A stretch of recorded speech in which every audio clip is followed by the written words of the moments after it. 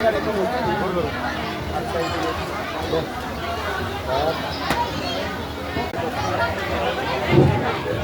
मैं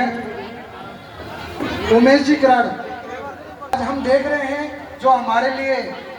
लड्डू और कचौरी है, हमारे भाना साहब गति की ओर अग्रसर बढ़ रहा है।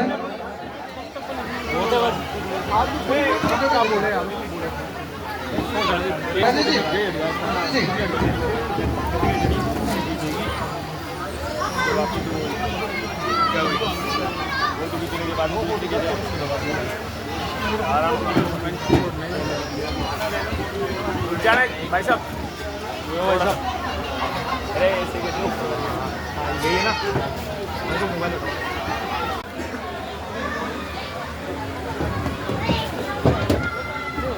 भाई पत्रकार महोदय देख लिए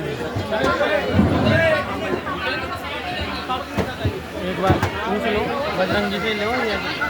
सर मन भेज दी तो बात आज की इस अधिवेशन के जो मुख्य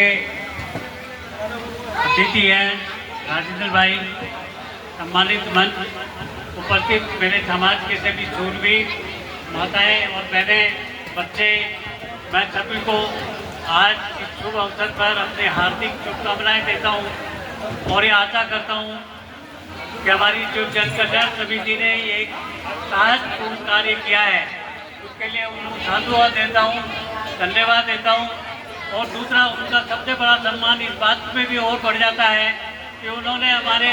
जनजाति समाज के दूसरे लोगों को भी सम्मान मंच पे बुलाकर उनका जो सम्मान किया है, हम उनका जो हमारे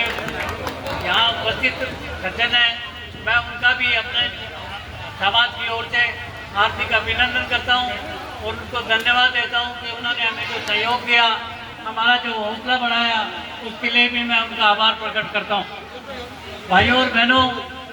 हमारा आदिवासी दिवस किस रूप में और कैसे मनाया जाता है,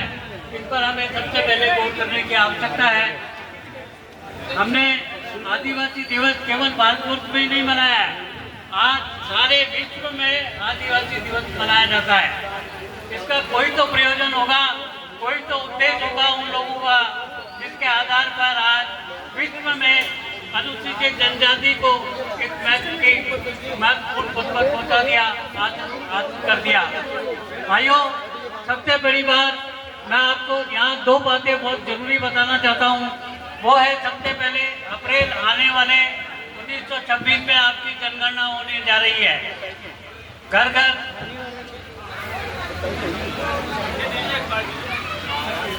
इसलिए माताएं और बहनें खास करके उनको ध्यान देने की आवश्यकता है कि जनगणना के जो भी अधिकारी आवे वो खाली पर्चे पे साइन नहीं करें, अपने सामने अपने समाज का नाम लिखे, हिंदी और अंग्रेजी में दोनों में नाम लिखवाएं। और बेटियों को खास करके जिम्मेवारी है, जो पढ़ी लिखी हमारी बेटियां, उनकी सबसे पहली जिम्मेवारी है कि वह गणकों के सामने खाली फार्म पर कभी भी दस्तखत नहीं करें, फार्म अपने सामने भरवाएं और उसके बाद ही दस्तखत करें,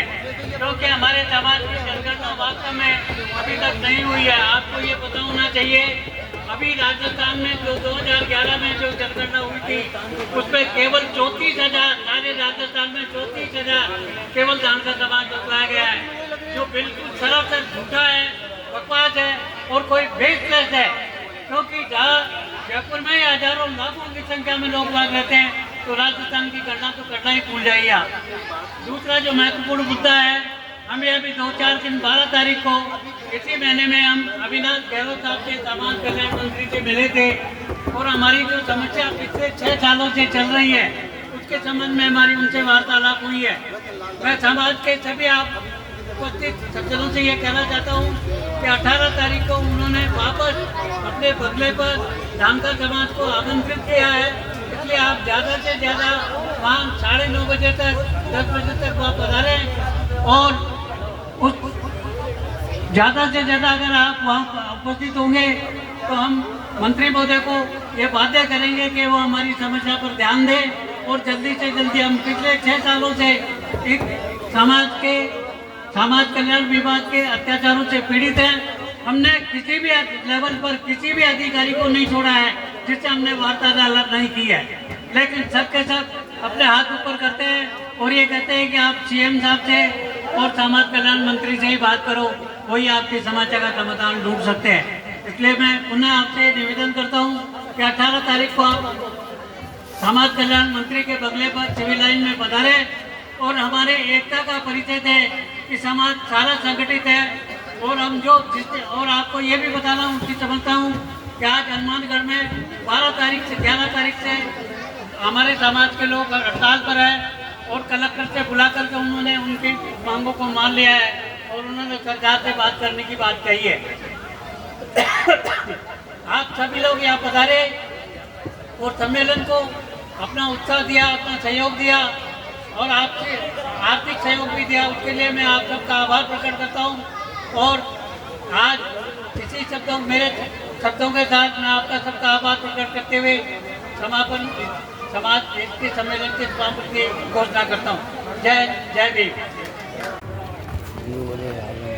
ठीक है सर।